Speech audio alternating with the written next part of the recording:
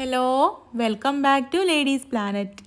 ഇന്ന് നമ്മൾ ചെയ്യുന്നത് ബ്രേക്ക്ഫാസ്റ്റിൻ്റെ കൂടെ ആണെങ്കിലും ലഞ്ചിൻ്റെ കൂടെയൊക്കെ നമുക്ക് കഴിക്കാൻ പറ്റിയിട്ടുള്ളൊരു സൈഡ് ഡിഷിൻ്റെ റെസിപ്പിയാണ് കേട്ടോ. നമുക്ക് എങ്ങനെയാണ് ഇത് ഉണ്ടാക്കുന്നതെന്നുള്ളത് നോക്കാം.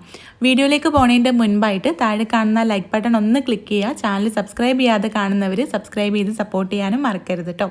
അപ്പോൾ ഇത് ഉണ്ടാക്കാനായിട്ട് ഞാനിവിടെ ഒരു 10 ചുവന്നുള്ളി എടുത്തിട്ടുണ്ട്. ആദ്യം നമുക്കിതൊന്ന് വഴറ്റിയെടുക്കാം. അപ്പോൾ അതിന് വേണ്ടിയിട്ട് ഒരു പാനിലേക്ക് കുറച്ച് വെളിച്ചെണ്ണ ചേർത്തിട്ടുണ്ട്. വെളിച്ചെണ്ണ ഒന്ന് ചൂടായി വരുമ്പോൾ ഈ ചുവന്നുള്ളി ഇതിലേക്ക് ഇട്ട് കൊടുക്കാം. എന്നിട്ട് നമുക്കിത് നല്ല പോലെ ഒന്ന് വഴറ്റിയെടുക്കാം. വെളിച്ചെണ്ണ തന്നെ എടുക്കണം കേട്ടോ. ഒരുപാട് അങ്ങോട്ട് സോഫ്റ്റ് ആക്കുകയൊന്നും വേണ്ട. കണ്ട ഈ ഒരു രീതിയിൽ ചെറുതായിട്ടൊന്ന് കളറ് മാറി വരുന്ന സമയത്ത് ഇതിലേക്ക് എരിവിന് ആവശ്യത്തിനുള്ള വറ്റൽമുളക് ചേർത്ത് കൊടുക്കാം. ഞാനിവിടെ ഒരു 8 വറ്റൽമുളകോളം ഇതിലേക്ക് ചേർത്തിട്ടുണ്ട്. അപ്പോൾ വറ്റൽമുളക് കൂടെ ചേർത്തിട്ട് ഒന്നുകൂടെ ഇളക്കിയെടുക്കുക. എന്നിട്ട് ഇതിലേക്ക് മീഡിയം സൈസിലുള്ളൊരു തക്കാളി അരിഞ്ഞത് ചേർത്തിട്ട് ഒന്നുകൂടെ ഒന്ന് വഴറ്റിയെടുക്കാം. ഇതൊന്നും നമുക്ക് നല്ല പോലെ വഴറ്റി സോഫ്റ്റ് ആക്കി എടുക്കുകയൊന്നും വേണ്ട കേട്ടോ. എന്നാലും കുറച്ചൊന്ന് സോഫ്റ്റായിട്ട് വരണം. ഒരുപാട് അങ്ങോട്ട് ഉടഞ്ഞു പോകുന്ന രീതിയിലൊന്നും വേണ്ട. അപ്പോൾ ഞാനിത് മൂടി വെച്ചിട്ട് തക്കാളി ഒന്ന് സോഫ്റ്റാക്കി എടുക്കുകയാണ്. ഇനി ഇത് തുറന്നിട്ട് ഒന്ന് ഇളക്കി കൊടുക്കാം. ഇതിലേക്ക് 2 അല്ലി വെളുത്തുള്ളി ചേർത്ത് കൊടുക്കാം.